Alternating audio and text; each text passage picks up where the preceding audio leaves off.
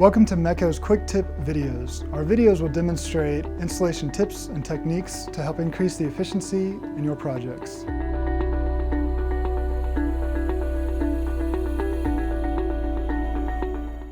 Today I will be demonstrating how to install a motorized shade.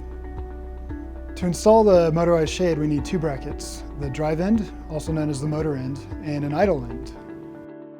There are different options when installing motorized brackets. There's jam mount options where you can install directly into the side of the window. A wall mount would be on the face, and in this example we're installing directly up, which is called ceiling mount. Now that we have our brackets installed, we're going to install the shade. First, with the idle end pin, we're going to put this into the idle end bracket.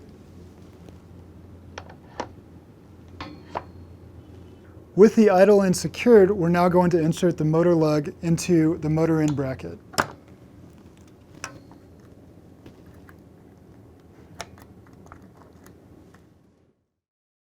Each IQ2 motor comes with two cords off the motor. One is a data cable and one is a power cord.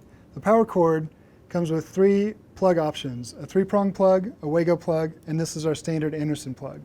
The data cable, this is used to control via third party or through dry contact switches.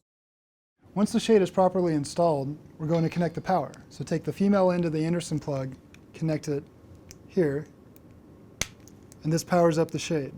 In our next video, we're going to demonstrate how to set the limits of your Mecho shade. Thanks for watching our quick tip video. Be sure to check out more of our videos on our website at www.mechoshade.com.